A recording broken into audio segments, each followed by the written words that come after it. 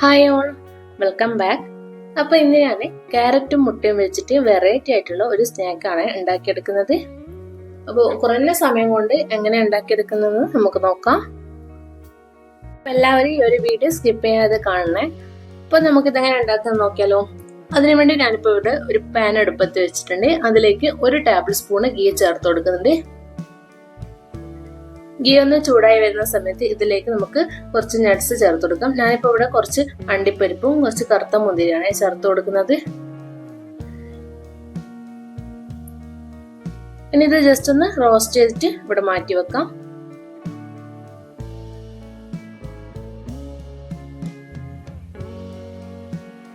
ഇനി ഈ ഒരു നെയ്യിലേക്ക് തന്നെ നമുക്ക് സേമിയ ഇട്ടിട്ടൊന്ന് വറുത്തെടുക്കാം. ഞാനിപ്പോൾ ഇവിടെ 1/2 കപ്പ് സേമിയാണ് എടുത്തിട്ടുള്ളത്. വറുത്ത സേമിയാണെങ്കിൽ ഇതുപോലെ ചെയ്യേണ്ട ആവശ്യമൊന്നുമില്ല. ഇപ്പൊ ഇവിടെ എടുത്ത് വറുക്കാത്ത സേമിയാണ്, അതുകൊണ്ട് അതിങ്ങനെ വറുത്തെടുക്കുന്നത്. കൂടുതൽ കളറൊന്നും മാറി വരേണ്ട ആവശ്യമില്ല. ജസ്റ്റ് ഒന്ന് ഇതുപോലെ ഒന്ന് മൂത്ത് കിട്ടിയാൽ മതി.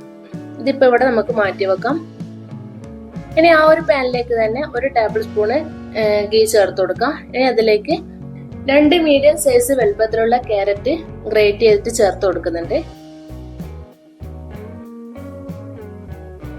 ക്യാരറ്റ് ചേർത്ത് കൊടുത്തതിന് ശേഷം ഇത് ഹൈ ഫ്ലെയിമിൽ തന്നെയാണ് വെക്കേണ്ടത്. ഹൈ ഫ്ലെയിമിൽ ഇട്ടിട്ട് ഇതൊന്ന് നന്നായിട്ടൊന്ന് വഴറ്റിയെടുക്കാം.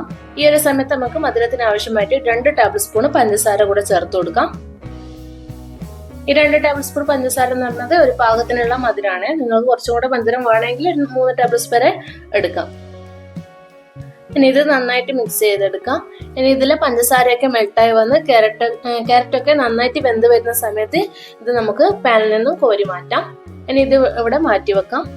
ഇനി ആ ഒരു സെയിം പാനിൽ തന്നെ 2 കപ്പ് വെള്ളം ചേർത്ത് കൊടുക്കാം. അതിലേക്ക് നമ്മൾ നേരത്തെ റോസ്റ്റ് ചെയ്ത് വെച്ചിട്ടുള്ള ആ ഒരു സേമിയ ഇട്ട് കൊടുക്കാം. എന്നിട്ട് കുക്ക് ചെയ്തെടുക്കാം. ഇനി ഈ ഒരു സേമിയ അടച്ചു വെച്ചിട്ട് നമുക്ക് വേവിച്ചെടുക്കാം. ഒരു 10-15 മിനിറ്റ് കൊണ്ട് തന്നെ ഇത് നന്നായിട്ട് വെന്ത് കിട്ടും. അതിന്റെ ആ ഒരു സമയത്ത് ഇടക്കിടക്കൊന്ന് ഇളക്കി നോക്കിയാൽ മതി.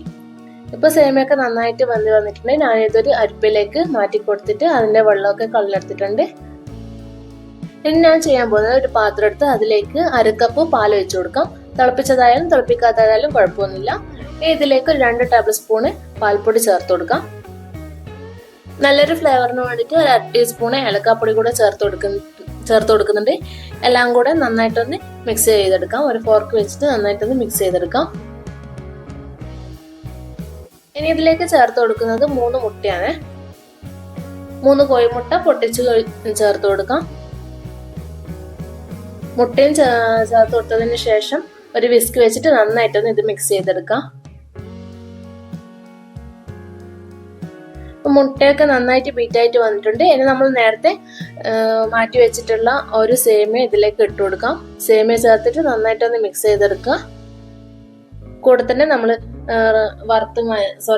വഴറ്റി വെച്ചിട്ടുള്ള ക്യാരറ്റും കൂടെ ചേർത്ത് കൊടുക്കാം.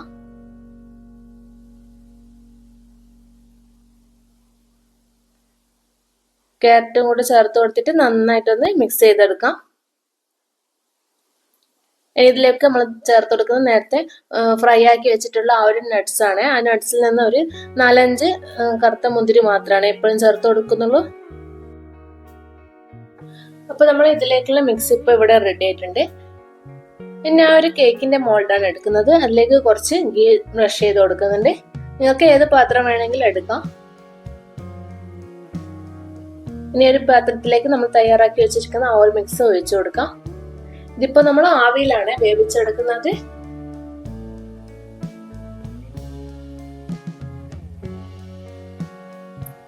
ഇതിനെ മുഴുവനായിട്ട് ഇതിലേക്ക് ഒഴിച്ചു കൊടുക്കാം. ഇനി മുകൾ ഭാഗമൊക്കെ ഒന്ന് ലെവലാക്കി കൊടുത്തതിന് ശേഷം നമുക്കിത് ആവിയിൽ വെക്കുന്ന ഒരു പാത്രത്തിലേക്ക് വെച്ചു കൊടുക്കാം. ഞാനിപ്പോ ഒരു നോൺ സ്റ്റിക്കിന്റെ പാത്രം എടുത്തിട്ടുണ്ട്. അതിലേക്ക് കുറച്ച് വെള്ളം ഒഴിച്ചു കൊടുത്തിട്ട് ഒരു റിങ് ഇറക്കി വെച്ച് കൊടുത്തിട്ടുണ്ട്. അതിന്റെ മുകളിലാണ് ഇത് വെച്ച് കൊടുക്കുന്നത്. ഇനി നമ്മൾ നേരത്തെ ഫ്രൈ ആക്കി വെച്ചിട്ടുള്ള ആ ഒരു നട്ട്സ് കൂടെ ഇതിന്റെ മുകളിൽ ഡെക്കറേറ്റ് ചെയ്ത് കൊടുക്കാം. ആദ്യത്തെ 2 മിനിറ്റ് മാത്രമാണ് ഞാൻ ഹൈ ഫ്ലെയിമിൽ വെച്ചിട്ടുള്ളത്. അതിനുശേഷം 5 മിനിറ്റ് മീഡിയം ഫ്ലെയിമിലാണ് വെച്ചിട്ടുള്ളത്. മൊത്തത്തിൽ എനിക്കൊരു 7 മിനിറ്റ് കൊണ്ട് ഇത് കുക്കായി കിട്ടിയിട്ടുണ്ട്. ഇനി ഇത് അടച്ചു വെച്ചിട്ട് നമുക്ക് കുക്ക് ചെയ്തെടുക്കാം. ഇതിപ്പോ ഒരു 7 മിനിറ്റ് ഒക്കെ കഴിഞ്ഞിട്ടുണ്ട്. ഞാനിപ്പോ തുറന്നു നോക്കിയിട്ടുണ്ട്. ഇതിപ്പോ ഇവിടെ കുക്കായി വന്നിട്ടുണ്ട്. പിന്നെ ഒരു ടൂത്ത് പിക്ക് വെച്ചിട്ട് ഇതൊന്ന് കൊത്തി നോക്കാം. അതിൻ്റെ ഒന്നും ആവശ്യമില്ല, നന്നായിട്ട് കുക്ക് ചെയ്ത് വന്നിട്ടുണ്ട് ഈ ഒരു ടൈം കൊണ്ട്. ഇനി ഇത് ആ ഒരു വെള്ളത്തിൽ നിന്ന് എടുത്തതിന് ശേഷം ചൂടാറാൻ വേണ്ടിയിട്ട് വെക്കാം. ഇനിയിപ്പോ ചൂടൊക്കെ ആറി വന്നിട്ടുണ്ട്. ഇനിയിപ്പോ ഇതിന്റെ സൈഡിലൊന്ന് വിടുവിച്ചു കൊടുക്കാം.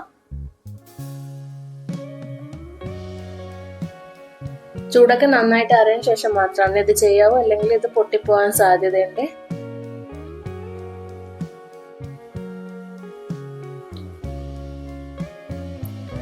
ഞാനിപ്പോ ഇത് പ്ലേറ്റിലേക്ക് മാറ്റിയിട്ടുണ്ട്. ഇപ്പൊ ഞാൻ കട്ട് ചെയ്ത് കാണിച്ചു തരാം. ഇതിപ്പോ ഞാൻ ഒരു പീസ് കട്ട് ചെയ്ത് വെച്ചിട്ടുണ്ട്. അപ്പൊ വളരെ സിമ്പിൾ ആയിട്ടുള്ള നല്ല ടേസ്റ്റി ആയിട്ടുള്ള നല്ലൊരു പലഹാരമാണ് ഇപ്പോൾ റെഡി ആയിട്ടുള്ളത്. നമുക്ക് ഈദിനൊക്കെ ഉണ്ടാക്കിയെടുക്കാൻ പറ്റിയ നല്ലൊരു പലഹാരമാണ്. അപ്പോൾ നിങ്ങളെല്ലാവരും ഇതൊന്ന് ട്രൈ ചെയ്ത് നോക്കുക. ട്രൈ ചെയ്തിട്ട് ഫീഡ്ബാക്ക്സ് അറിയിക്കുക. ഇതുപോലെയുള്ള ഈസി റെസിപ്പിയുമായിട്ട് വീണ്ടും കാണുന്നത് വരെ എല്ലാവർക്കും താങ്ക് യു.